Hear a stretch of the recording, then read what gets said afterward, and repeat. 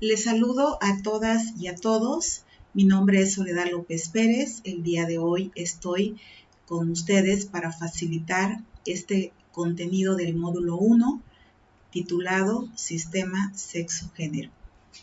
Para dar inicio, es bien importante ubicar que el sistema sexo-género es una metodología de análisis para comprender las desigualdades que se han venido repitiendo de generación en generación y que también es una explicación que da origen, ¿no?, al resultado, ¿no?, que tiene la violencia de género, y también es otra explicación que tiene que ver con todas estas propuestas y planteamientos, ¿no?, de la lucha feminista. Por supuesto, también tiene que ver con el origen, ¿no?, del sistema patriarcal. Entonces, ante esta visión androcéntrica del mundo, surge la filosofía feminista, por lo menos un siglo de vida y desde una racionalidad crítica que en los últimos 30 años se identifica como la perspectiva de género. Y dentro de esta también amplia propuesta de análisis para visibilizar la diferencia entre hombres y mujeres, que se llama perspectiva de género, se incluye este espacio de análisis sistema sexo-género. Entonces, esta propuesta intenta evidenciar las distintas formas de discriminación hacia la mujer por el simple hecho de ser mujer, por razón de su sexo, ligadas históricamente a otros motivos como raza, etnia o clase social. El sistema sexo-género es utilizado por primera vez por esta autora, Gayle Rubin, una antropóloga norteamericana, teórica feminista, quien propone por primera vez este sistema en este artículo, El tráfico de mujeres, notas sobre la economía política del sexo, publicada en 1945. Y para esta autora, este sistema sexo-género es un conjunto de acuerdos por el cual la sociedad transforma la sexualidad biológica. Esto es bien importante que nos quede claro. Esta explicación del sistema sexo-género puntualiza, ¿no?, que la sexualidad solamente se reduce, ¿no?, a la sexualidad biológica, en productos de la actividad humana en las cuales estas necesidades sexuales son transformadas y son satisfechas. Entonces, aquí les presento un esquema que nos clarifica cómo es que funciona este sistema sexo-género. Para ello es importante definir qué comprendemos desde esta metodología de análisis, qué es el sexo, y que también ha sido un término que se ha tergiversado, se ha mal definido, ¿no?, y dando como resultado, ¿no?, o con facilidad expresamos que el sexo tiene que ver con el acto coital, y es totalmente una definición errónea. Entonces, el sexo es lo que nos va a definir en el momento de nacer, ¿no?, esta asignación de sexo, la cual se dice cuando nacemos, por el hecho de tener pene, testículos o tener vagina y vulva. Entonces, en el momento de nacer nos asignan un sexo, el cual va a ser el hombre, quien va a tener esta estructura anatómica, biológica, natural, ¿no?, de pene, testículos y fecunda, ¿no?, que tiene también la naturaleza de fecundar. Y cuando hablamos del sexo mujer, hablamos de que tiene una estructura anatómica, que tiene ovarios, vagina, vulva, y que aparte tiene naturalmente la capacidad de concebir. Y esto es natural, nacemos con ello, nos los da genéticamente nuestra especie humana, es natural, es nuestra naturaleza. Y estas van a ser las diferencias únicamente biológicas. Sin embargo, esta autora propone y explica y argumenta que a partir de estas diferencias biológicas también se han trasladado a las diferencias sociales, la cual ha sido el origen, ¿no?, de la violencia de género y, por supuesto, de las desigualdades sociales y de la discriminación por el simple hecho de ser mujer. Y la noticia aquí que es que esta postura, ¿no?, de las diferencias biológicas no cambia. Es con la que nacemos y con la que nos vamos a quedar. Cuando hablamos de género, no vamos a dirigirnos únicamente a hablar de las mujeres. Vamos a también hablar e incluir, y porque así es, así se incorpora, así se desarrolla este concepto de género, es cuando se habla de hombre y mujer y sobre las diferencias que existen entre ser masculino y ser femenino, o también de las ideas preconcebidas que se asignan socialmente a lo que es masculino y a lo que es femenino. Y desde este esquema de explicación contextual que lanza la cultura y la sociedad, pues el hombre tiene un papel productivo y la mujer o el femenino tiene un papel reproductivo y de gestión. Y como les decía, esto es sociocultural y esto se aprende. Se aprende a cómo ser masculino y cómo ser femenino, y esto va a depender del contexto, ¿no?, de las creencias, de los valores de esa comunidad, en cómo se van a replicar estos patrones en lo masculino y en lo femenino. Y la gran noticia es que esto sí se puede cambiar, porque esto se aprende, porque hay escenarios, porque hay un lenguaje, porque hay un proceso de educación en el cual aprendemos qué es lo masculino y qué es lo femenino. Entonces, desde nuestra naturaleza van a haber hombres y mujeres que nos diferencian biológicamente desde una anatomía genital, ¿no?, en tener pene y en tener vagina. Y culturalmente es asignado lo femenino y lo masculino. Entonces, el sexo se define como las características físicas, biológicas, anatómicas y fisiológicas de los seres humanos que lo definen como hombre o como mujer.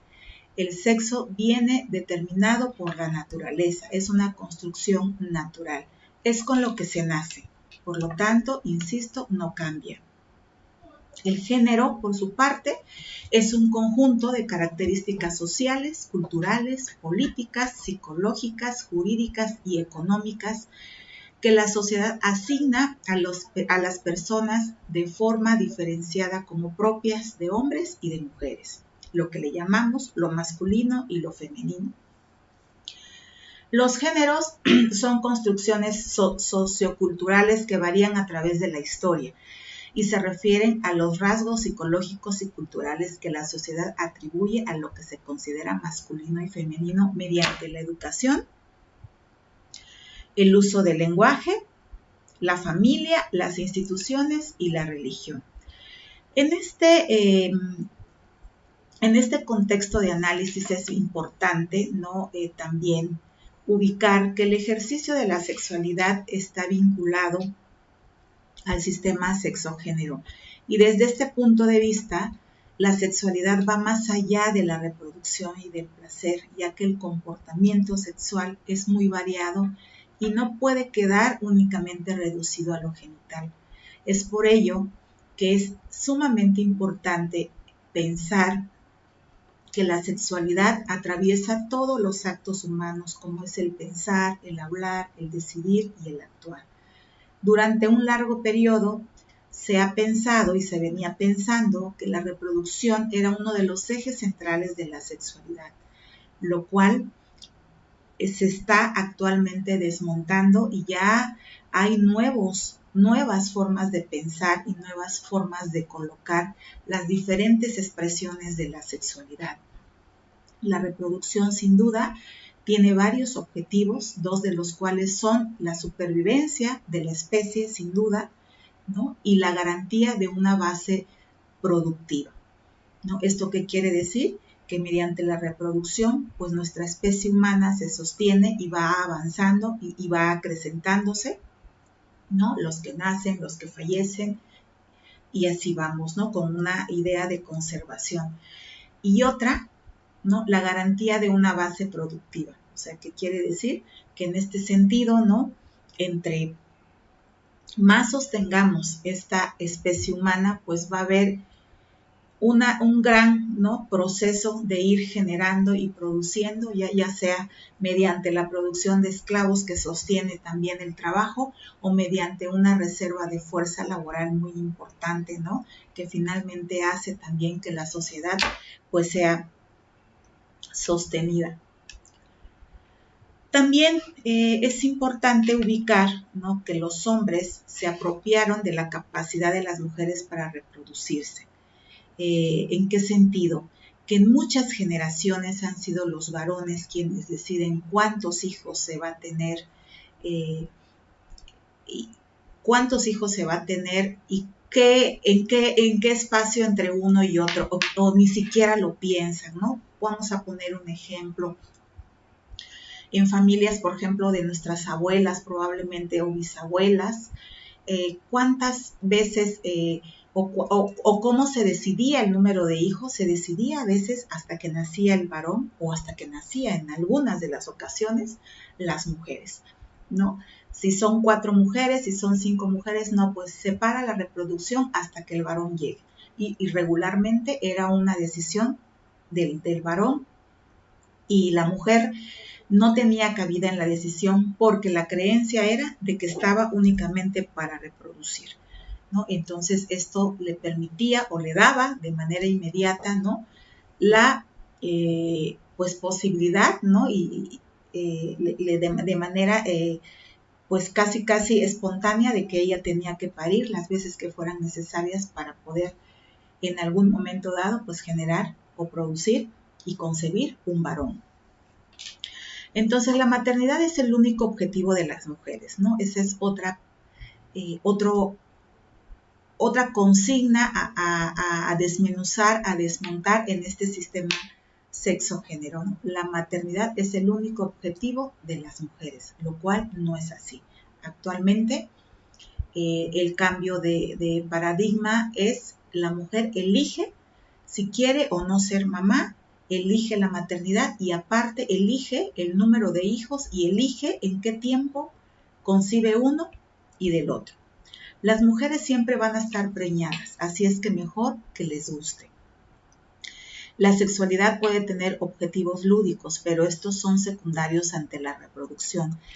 Y en esta idea, ¿no? de la sexualidad puede tener objetivos lúdicos, aquí yo creo que los varones han caído en una trampa porque si tienen la creencia únicamente que es un objetivo la reproducción, entonces ellos solamente fecundan. No tiene esta otra expresión del placer, ¿no? que se incorporan los objetivos lúdicos en donde reconocemos que nuestro cuerpo tiene placer, vive orgasmos, ¿no? como también como sentido de ejercer una sexualidad en su plenitud y no nada más con ideas preconcebidas socialmente. De ahí que la sexualidad y la reproducción están estrechamente unidos desde esta idea, ¿no? Sin embargo, también hay muchos varones que haciendo a un lado estos objetivos lúdicos, pues también han vivido muchísimas frustraciones, ¿no? en el ejercicio de su sexualidad. La vida reproductiva de las mujeres debe de ser acelerada lo más pronto posible. Esto es cuando estamos hablando del reloj biológico, ¿no? De entre más edad cumplas, probablemente menos posibilidad puedes tener de que te elijan y por lo tanto de cubrir este objetivo de la reproducción, lo cual también es otra idea que poco a poco se ha ido desmontando. Las necesidades de reproducción también impusieron a los hombres algunos dogmas, mitos muy difundidos incluso en la actualidad. El hombre debe tener siempre erecciones muy vigorosas. Pero si el hombre también se ha creído que ejercer la sexualidad tiene únicamente el objetivo de la reproducción y por lo tanto él solamente fecunda, entonces estos objetivos lúdicos no van a ser propiciados y estas posibilidades de expresión de la sexualidad en el varón, de tener esta figura vigorosa, poderosa en cuanto a la sexualidad, pues muchas veces no sucede. La forma más deseable de mantener una adecuada relación sexual es por medio de la penetración. Es otra de las ideas que argumenta, ¿no?, este sistema sexogénero en donde el pene es el instrumento sexual por excelencia, ¿no? Dicen por ahí que el hombre piensa siempre que tiene un pene por delante, ¿no? Y nosotras, frente a un hombre, vemos un pene por detrás, ¿no? Y esto tiene que ver con la conquista sexual. Debe de estar acompañada de dosis de una humillación para la mujer o incluso para otros hombres, ¿no? Porque el instrumento sexual por excelencia en el varón, pues es el pene. Y también el ejercicio máximo de la sexualidad tiene únicamente que ver con la penetración profunda, ¿no? Esa es una expresión de poder en su máxima expresión. De ahí la relación del pene con el poder y con la habilidad. El pene es un objeto de poder y por lo tanto puede ser usado para la humillación. Es por ello que es una de las expresiones de la violencia, especialmente en la violencia sexual, cuando estamos hablando pues de las violaciones en mujeres, ¿no? Incluso del mismo grupo familiar, que cuando nacen las mujeres se sienten los varones que son ya parte de su propiedad, sean niñas, adolescentes, universitarias, esposas de otros varones, ¿no? Entonces, ese juego de ideas son las que van implícitas cuando suceden este tipo de acciones. En la actualidad, se ha convertido en un arma y en un instrumento de ataque. El hombre es el activo y es quien decide todos los aspectos de la relación y de las relaciones. Esta es otra idea. Y con el vínculo entre la sexualidad, la reproducción y la posesión, los hombres requirieron un control más específico y férreo del placer, pero sobre todo de la estructura de las familias, ¿no? Por lo tanto, esto los hace líderes, los hace ser siempre, ¿no?, los que están con los mayores privilegios, hablando de un grupo familiar. Entonces, ¿cuál es el problema? Que un dato biológico se traduzca en desigualdad social. Ese es el gran problema, ese es uno de los planteamientos con frecuencia que la lucha feminista, que los enfoques de género, que las desigualdades sugieren y argumentan, y que por lo tanto es uno de los orígenes que sostiene el sistema patriarcal. Es importante tener presente que la diferencia sexual no es lo mismo que la desigualdad. El género pone especial énfasis en lo que conocemos como hombres y mujeres. No son realidades naturales, ¿no?, sino son culturalmente construidas, ¿no? Aquí en esta imagen pues vemos, ¿no? Vamos a construir una historia que este señor llega de trabajar, ¿no? Que se le pone el periódico, que está cómodamente porque ha llegado de tener un escenario laboral exhausto y por lo tanto pues la mujer está esperando, ¿no?, con un buen postre y el niño pues también a expensas de ver qué necesita el varón, ese varón líder, ¿no?, que tiene el poder para poder continuar, ¿no?, cumpliendo sus funciones y también ser cuidado. Entonces, el género también se refiere a la existencia de una normatividad femenina edificada sobre el sexo como un hecho anatómico. Esta normatividad femenina reposa sobre un sistema social en que el género es un principio de jerarquización que asigna espacio y distribuye recursos a varones y mujeres. Esto también es algo que me gustaría que quedara claro. A partir de esta explicación de la diferencia anatómica, se distribuye no los espacios en donde se ejecutan funciones y tareas. Por lo tanto, la mujer estará en el espacio privado haciendo roles de género asignadas a lo femenino, y el varón estará en el espacio público asignado, ¿no?, desde los roles y estereotipos de género por la sociedad, lo cual lo coloca, ¿no?, en un espacio de toma de decisiones, en un espacio público, ¿no?, en donde tiene mayor oportunidades de desarrollo. Y en cuanto a los recursos, también estamos hablando de una desigualdad, ¿no?, entre la reproducción, específicamente económica y, por supuesto, política.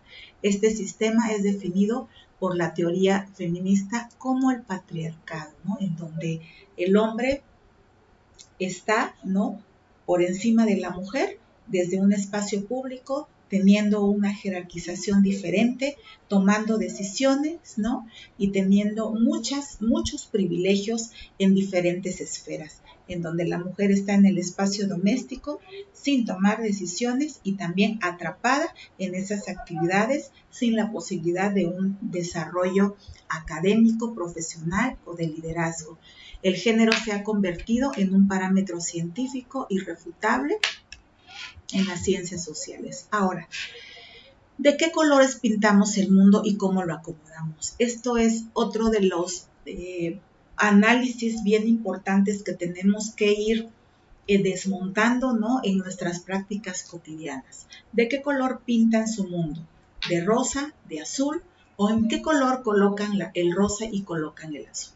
Mientras coloreamos así el mundo, vamos haciendo acomodos, reparticiones, tareas, mensajes, expectativas, límites, derechos y privilegios entre niñas y niños de manera diferenciada. Y esto es lo que se ha venido transmitiendo, ¿no?, de generación en generación, y que sin duda ha sido también una compleja decisión y de toma de conciencia de poderlo desmontar y poder hacer prácticas que vayan encaminadas a generar una educación que promueva la igualdad. Así, lo que hemos pintado de rosa lo colocamos siempre por debajo, muy por debajo de aquello que dejamos en azul, y el azul siempre se queda arriba. Es una reflexión que les invito a hacer y que yo creo que hemos reproducido una cantidad de mensajes que están alineados, ¿no?, a ir perpetuando estas diferencias. Por ejemplo, en los juguetes. Los juguetes de los niños encierran una cantidad de mensajes. Por ejemplo, la acción. La acción es parte de los juegos, por eso muchos de los juguetes se usan fuera del ámbito familiar. Además, recuerdan que el hombre está en la calle. ¿Y con qué? Con carros, ¿no? ¿A qué juegan los varones?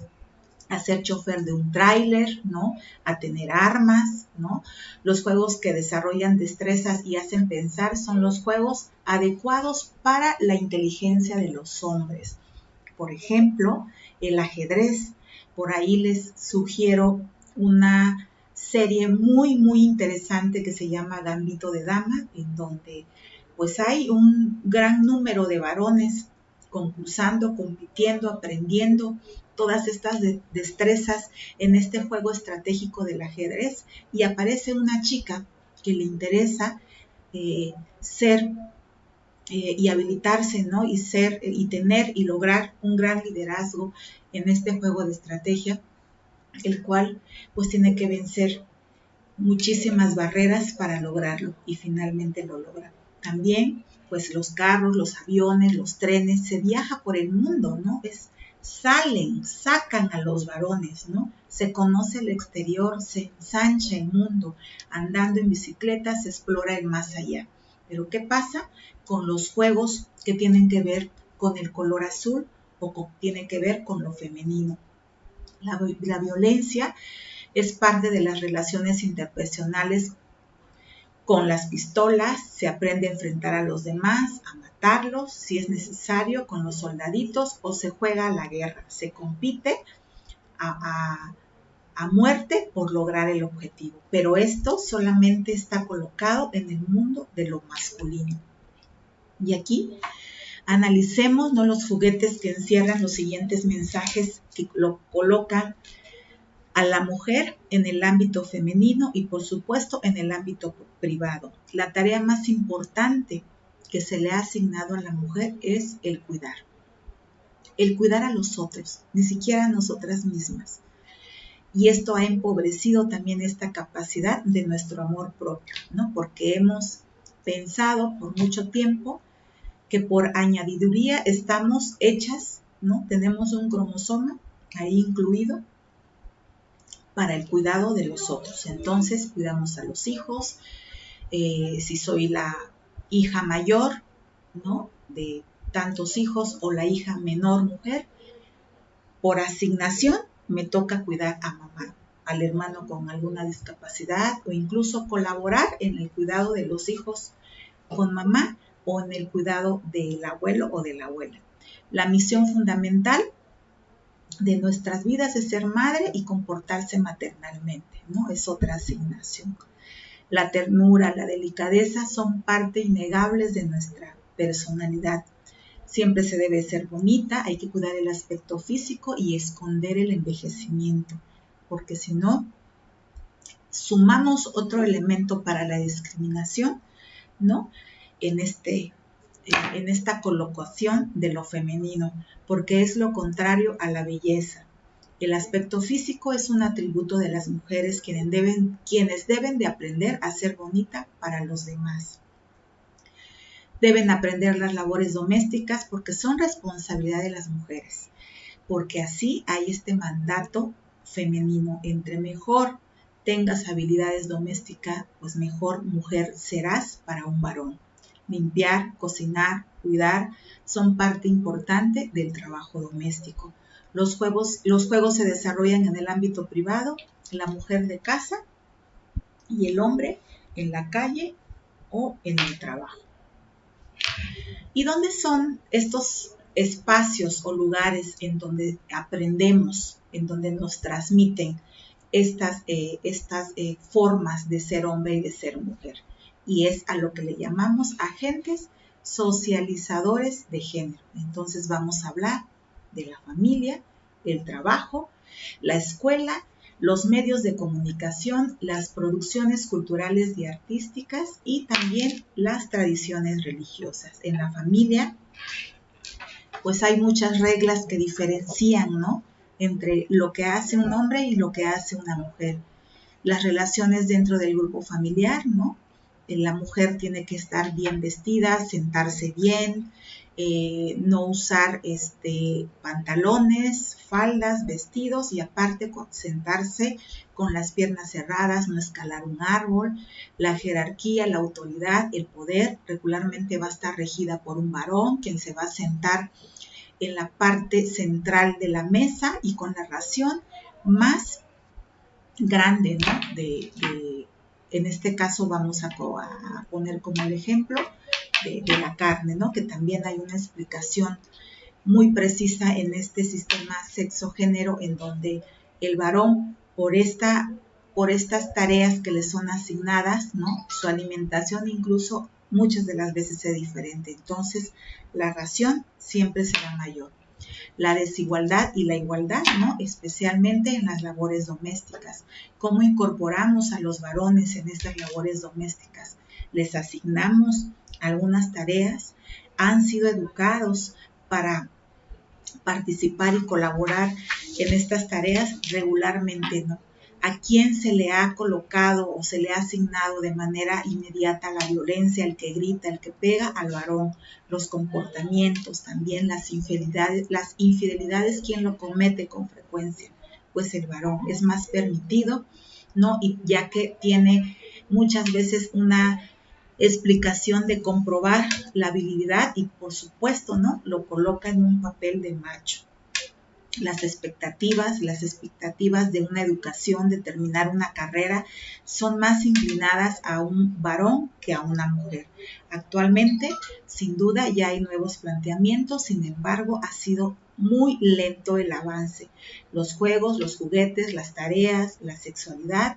¿Quién ejerce una sexualidad activa en una edad más temprana? el varón. Incluso a veces el papá lo lleva de la mano para comprobar esa habilidad, para incorporarlo a estos comportamientos machistas, aunque quizás el chico no esté todavía necesitado o preparado o tenga ese interés, pero ya cumpliste 15 años, ya necesito saber qué tan hombre eres, ¿no?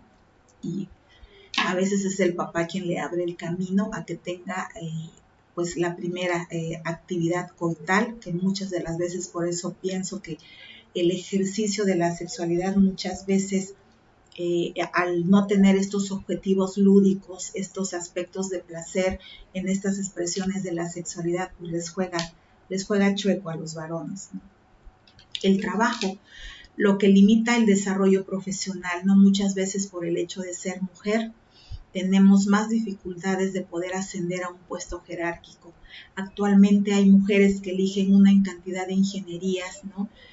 Mecánicas, industriales, civil, ¿no? En donde han sido asignadas, ¿no? Por el tipo de tareas que se hace únicamente a lo masculino.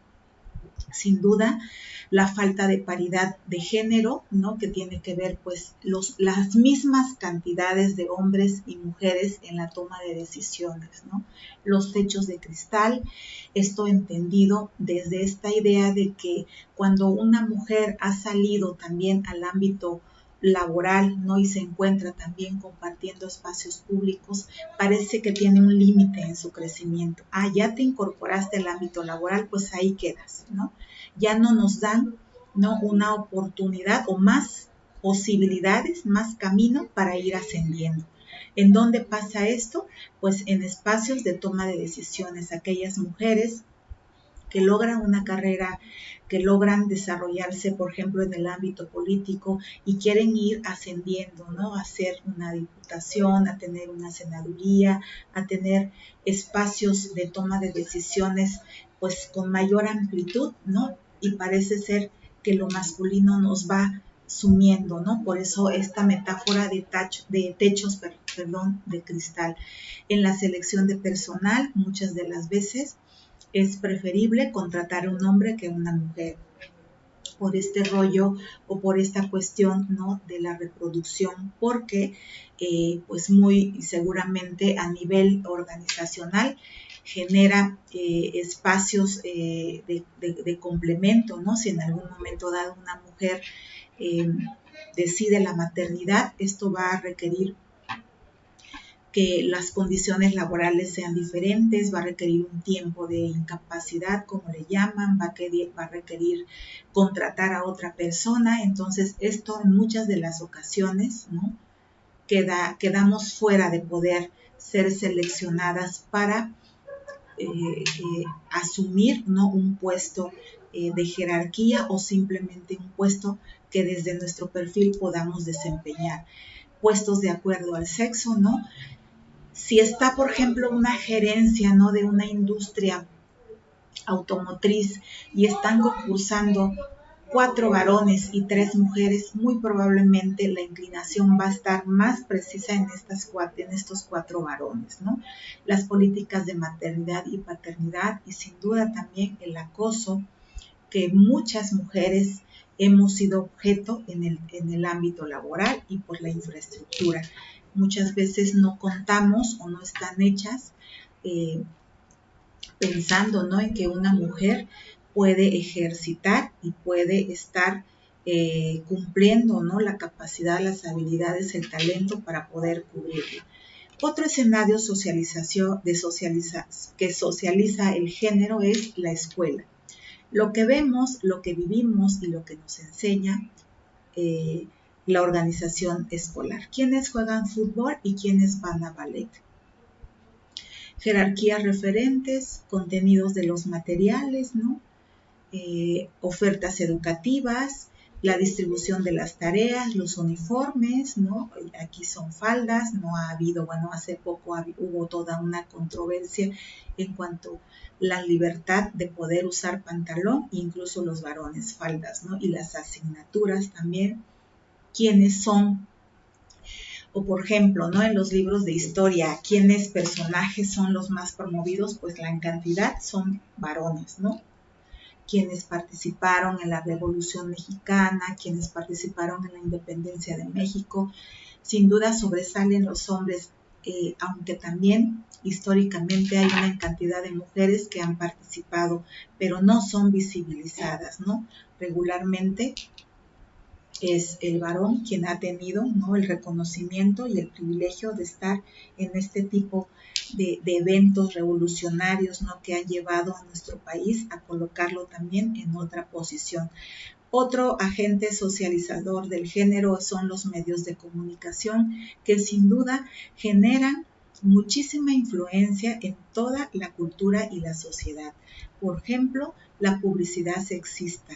Vamos a poner algunos ejemplos, ¿no? Cuando hacen alguna publicidad de alguna bebida alcohólica, como es Corona o Tecate, siempre aparecen mujeres, ¿no?, colocadas como un objeto de placer después de haber consumido una bebida alcohólica. Las telenovelas regularmente son historias de amor en donde la mujer es abnegada, está sufriendo, está persiguiendo, está queriendo alcanzar el amor de ese varón privilegiado, de ese varón adinerado. Las películas, recordemos las películas de Pedro Infante, ¿no?, en donde pues sin duda hay una reproducción del machismo muy puntualizado, ¿no?, en donde él es el rey, en donde él tiene la posibilidad, ¿no?, de tener el talento de conquistar a cuan mujer se le pueda acercar o cuan mujer principalmente él vea y elija. Los memes, el tratamiento de la información en los noticiarios, también cómo se ha argumentado, por ejemplo, las muertes de las periodistas, qué argumentos se han dicho en este sentido de que pues ella habrá elegido meterse a investigar, por ejemplo, toda esta red de trata de personas, ¿no? En donde sin duda ha habido muchísimo interés de mujeres sensibles, de activistas, periodistas que han hecho investigaciones profundas y han sido pues asesinadas por el simple hecho de ser mujer y por estar pues escarbando en este tipo de noticias tan agresivas y violentas en contra pues de los grupos de mujeres que han sido víctimas de trata de personas. El uso del cuerpo de las mujeres también por muchas generaciones en las historietas, ¿no?, en las revistas que anteriormente pues era otro medio también de ocio o de transmitir información, pues también ha sido objetivizadas y ha sido codificadas. La violencia, ¿no? ¿A quién lo colocan? Pues únicamente al varón. Los referentes de los hombres y los referentes de las mujeres. Por ejemplo, en algún momento dado, cuando empieza la era de los artículos electrodomésticos que supuestamente facilitarían las actividades domésticas de la mujer, ¿a quiénes colocan en este tipo de publicidad? Pues únicamente a las mujeres, ¿no? La colocan aparte frente a un aparato electrodoméstico muy feliz, muy sonriente, ¿no?, por pertenecer a ese grupo de mujeres. Aparte, en ese tiempo, pues era un estatus. ¿Y cuáles son los referentes del hombre? Si estamos promoviendo, por ejemplo, un viaje, una herramienta innovadora en la industria, pues solamente es colocada el varón. Y en el arte y la cultura, pues vamos a encontrar que la mayoría de las canciones hacen referencia, ¿no?, a una mujer que está sufriendo por amor o también en donde el varón canta, ¿no?, la desilusión que ha tenido con esa mujer que no merecía su amor, ¿no?, que le ha sido infiel. Los refranes, los poemas, los diccionarios, que todas o las mayorías de las palabras están en el escrito en lo masculino. Incluso cuando hemos escuchado algún discurso, solamente se coloca los ciudadanos actualmente, ¿no?, ya están incorporando los o han tenido también algunas otras palabras que han englobado para describir, ¿no?, a ciertos grupos, que es lo que llamamos el lenguaje sexista incluyente, como en vez de decir el alumnado, podemos decir la comunidad estudiantil o la comunidad universitaria, ¿no?, y engloba a todo es el género, ¿no? Y también, por supuesto, las obras de teatro y los bailables. Entonces, todo esto que les acabo de compartir, estos conceptos que describen el sistema sexo-género, dan y sostienen, y es un argumento de las características del sistema patriarcal, en donde pone al hombre como un modelo del humano, ejemplo en el lenguaje: todos los hombres son iguales ante la ley, ¿no? Esto es lo que les decía. Entonces, a partir de aquí podemos hacer un desdoblamiento en donde esto de todos los hombres son iguales ante la ley, en donde podamos poner las y los hombres son iguales ante la ley, en lugar de todas las personas, por ejemplo, somos iguales ante la ley. Este es otro ejemplo. Establece sin duda una división sexual del trabajo al ámbito privado, trabajo reproductivo para las mujeres, y al ámbito público, trabajo productivo para el hombre. Establece un orden de dominio. Los hombres adultos ejercen su poder sobre los demás, sobre los hombres más jóvenes o ancianos y sobre todas las mujeres. Este es el resultado, ¿no?, de todos estos orígenes de desigualdades que se han venido repitiendo y han sido origen, ¿no?, del sostén del sistema patriarcal.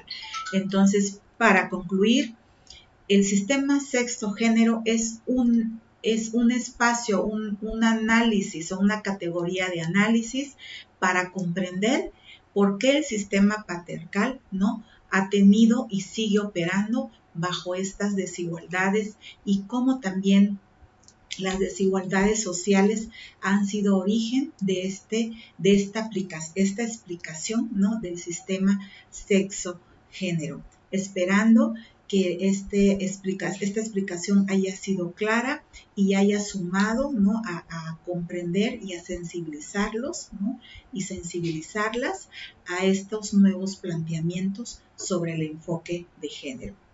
Por mi parte, les doy las gracias.